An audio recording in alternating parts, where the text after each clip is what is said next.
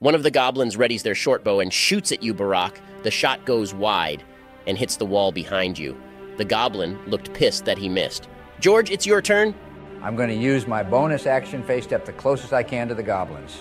Because I am an Autumn Eldrin, they need to make a DC 13 wisdom saving throw or be charmed by me for 1 minute. One is charmed by you, George. However, the other one succeeded in his saving throw. Then I'm going to attack the one who succeeded with Talon. That's a 22 to hit for 7 slashing damage. You slash that goblin to pieces for daring to resist your charm.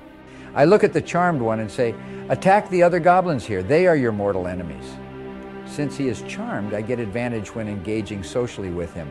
With the persuasion check with advantage, I roll a 14. That's enough. He gives you a nod and says, you got it, boss. We're going to kick they asses. Barack, we're back to you. I'm going to move into the hallway to get a better shot. Hex the furthest goblin and Eldritch Blast it. That's a 17 to hit for 12 force damage, and an extra 1 necrotic from Hex for a total of 13 damage. I assume I kill this thing, so I'm just going to make his head pop like a gusher fruit snack. His head does indeed explode like a gusher. You hear coming from the south hall the sounds of a gruff-sounding goblin yell, "What are you doing, you cowards? We have intruders down the hall! Get a move on, you lot!" 7 more scared-looking goblin climb over rubble at the southern end of the hallway where the voice came from. We're back at the top of the track with you, Joe. Apparently we woke up the whole damn castle, so much for sneaking around. I want to run out into the hallway and engage with some of these asshats. The hallway is now congested with so many goblins, you won't be able to share a melee space, as George and his newly charmed goblin are in the front line. I'm going to run up and take the charmed goblin spot by using my action to pick him up and yeet him into the hallway to fight to the death for us. I like it. Go ahead and roll athletics for me. That's a 16, boss. You successfully grab a hold of this goblin by his head and chuck him into the hallway. He doesn't sustain any damage as he lands on a soft goblin head and maintains his charm. The goblin you just threw, Joe, takes his turn next. He gets to his feet, shakes his head, looks at the goblin next to him, and yells out, "I kills you! Uses my mortal's enemy!" and rolls a 13 to hit against the goblin next to him, which only nicks the goblin's armor. The goblin that was just attacked by your charmed gobbo attacks him back and get parried by his blade. 3 goblins from the horde that just ran down the hall are going to be attacking Joe, Barack, and George with their short bows. The arrows miss Barack and George, but definitely hits Joe with a critical hit, dealing 8 piercing damage to you as an arrow nails you right in your swinging arm. Don, it's your turn. I need to conserve my spell slots. I already burned 2 second-level slots, so I'm just going to cast a firebolt down the hallway towards a hostile goblin. That's a 21 to hit for 8 fire damage. You hit one of the goblins in its big dumb head and it goes down. In total, there are 7 hostile goblins left down this hall. Droop, it is your turn. I use my bonus action to apply Hunter's Mark to another bad gobbo and shoot him. That's a 27 to hit for 8 piercing damage and an additional 1 from Hunter's Mark. That one goes down as well with a thud. 6 goblins remain, and George, it is your turn. I'm going to step forward, pushing up on the goblin, and cast Sleep at a 1st level. I want to try and knock out as many goblins as I can, especially the ones towards the back of the pack. I rolled a 21 for my sleep roll. 3 goblins towards the back pass out, falling over and dropping their bows and start snoring. 2 goblins towards the front who think their friends behind them are backing them up go to attack you, George. One shoot an arrow and the other slashes at you with its scimitar. While the scimitar hits your armor with a glancing blow, dealing no damage to you, the goblin's arrow sticks you in the arm, successfully dealing 8 piercing damage to you. Barack, it's your turn. Same thing I always do. Hex and blast one of the goblins. Going to pick the one that shot the arrow that hurt George. That's a 19 to hit for 11 force damage and 4 necrotic from Hex for a total of 15 damage. I'm just going to make this guy's head explode for daring to hurt my friend. Joe, we are back up to you on the track. 3 of the goblins are passed out in the back, 2 more are up on George, and another is charmed by George, currently sparring with one of the remaining 2. I'm going to run up to the one that is sparring with our temporary goblin friend and get to stabbing. That's a 15 to hit for 6 piercing damage with an additional 8 from sneak attack for a total of 14 damage. That's enough. Want to give it some flavor? This goblin is just going to be fighting with the charm one, and I'm just going to come up from behind, stick my rapier through his chest, put a hand over his mouth to silence his screams, and say, "Good night, you disgusting man beast," and kiss him on the cheek as he loses consciousness. What the fuck, Dark Brandon? All right, creepy as it may be, the goblin goes down just like that. The other one that was sparring the goblin you killed Joe gives you a scared look as it steps over his previously alive friend to stab at the last one engaged with George. His heart totally isn't in it, keeping his scared gaze trained on you, Joe, as he lazily swings and misses his target. It's obvious he's more terrified of you than the goblin he's swinging at. Don, it's your turn. I'm not going to do anything creepy like Joe. I'm just going to firebolt this last standing goblin. Never mind, I rolled a 10. I just whiff it off into the ether like usual. I swear to God, man, I have a +5 to hit, and I keep rolling like dog shit. I'm not going to waste sorcery points to roll again because it's just some weak-ass goblin. This whole castle can get screwed sideways. All right, Droop, it's your turn. Don't cry if you miss like Don. I'm just going to walk up and get past Don by walking through his legs and shoot the last goblin with my short bow. 16 to hit for 9 piercing damage. I'm pretty sure that gets it, so I'm just going to shoot an arrow through their eye to kill it. Then look up to Don and say, "Looks, man, it's not that hard." And that ends combat. We're out of the track. You all have less than a minute to deal with these unconscious goblins and the charmed one before we got to re-roll for initiative. Fuck these short shits. I'm going to point blank finish these goblins off with a firebolt each that are unconscious on the ground.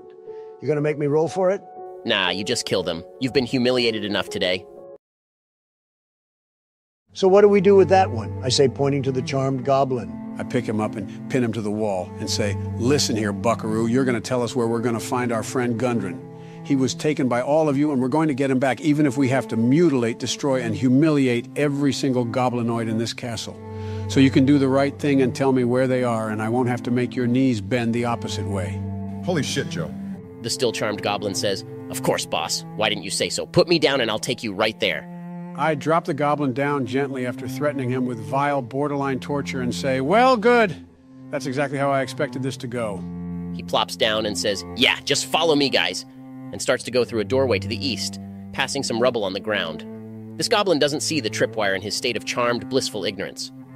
Wooden beams and stones come tumbling down and completely decimate this goblin with tons of rubble, burying him just as the charm wears off, giving him just enough time to realize how he's screwed up before being embraced by the void. I don't think we're going to get any more information out of this guy. No shit. I start moving down the hallway to the south where the bulk of the goblins came from and say, "I thinks I heard someone down this way. It sounded like Yeg is down here. He's is the mains cook here at Cragmaws. Goblins listens to him to make sure they can get foods. Come on and follows me." Droop leads you all down the hallway towards the south and starts to scale a pile of rubble, leading you all to a banquet hall. The western portion of this large hall ends in a wall of rubble, but the remainder is still intact. This must once have been the castle's banquet hall, with a soaring ceiling 25 feet high. 2 large wooden tables with plain benches stand in the middle of the room, and a brass brazier full of glowing coals is tucked into one corner. Dirty dishes, half-full stew pots, moldy heels of bread, and gnawed bones cover the tables. In the southeast corner of the room, there's a portly goblin, attempting to open a seemingly locked door frantically as you all enter the room. I walk up to the portly goblin and say, "Hello, Yeg, longs times no sees, still bins and assholes." The goblin turns around and looks at you all frantically and goes, "Oh, looks, it's Droops, my favorite's little helpers. You wouldn't hurt your dear's old friend Yeg, would you? Especially yours new big tall's friends, right?" I punch him in the belly and he topples over and I say, "That's for making me's do's the dishes. I hates doings the dishes." Truly deserved. I hate doing dishes too. I would rather get shot out of a cannon than to have to scrub dried ketchup stains off a 3-day-old plate. What's to use once from us, Droops? You might as well just kills me if that's what you're here for. I scratch my head, look back to the party and say, "Yaz, what's do we want? I kind of forgot. I just thought we were goings on a killing rampages." We're looking for Gundren Rockseeker. We believe he was brought here to this castle. Yeg, if you can show us where he is, we will spare your life. Oh, yes, of course. He's is with King Groll.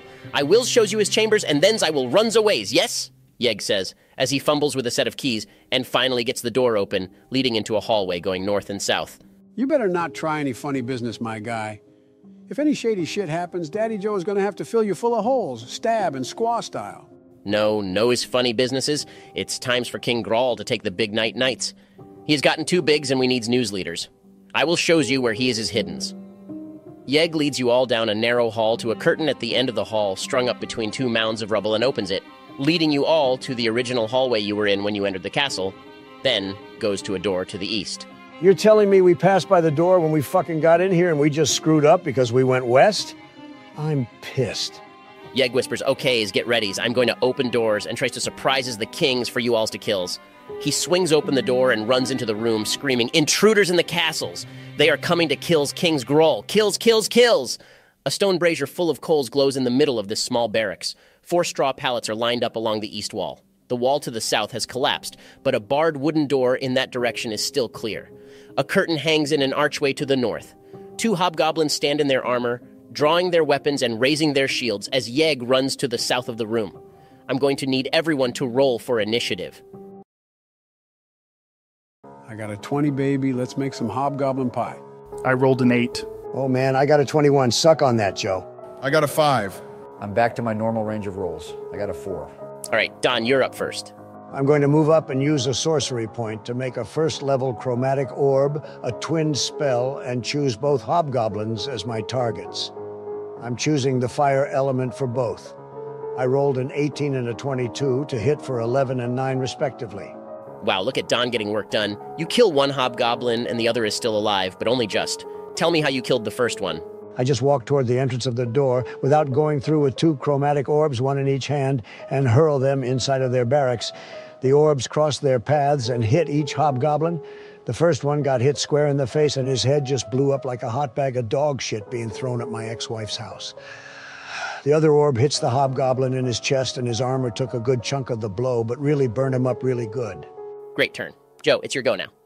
Since Don almost cleaned house, I'm going to be the garbage man. I clack my way into the barracks, get on that almost dead hobgoblin, and stick him with my rapier. Yikes, that's only an 11 to hit. Guess I won't be the garbage man. I think it's pronounced garbage bird or pigeon. You're more squawk than people. Look, man, just because you got your first 2 good rolls since the last 50 episodes doesn't mean you can immediately start talking shit. You got to roll consistently well like a bomb-ass boss bitch like me to throw that kind of shade. I didn't get these aviators for just looking sexy. Yeah, like how you finished off that almost dead hobgoblin. Give me a break. All right, guys, let's get back on track and stop shit talking. That's why some tables take so long to get through combat. That and people play on their phones and zone out and not think about what they want to do prior to their turn. Anyway, the hobgoblin you failed to kill, Joe, slashes at you with his longsword.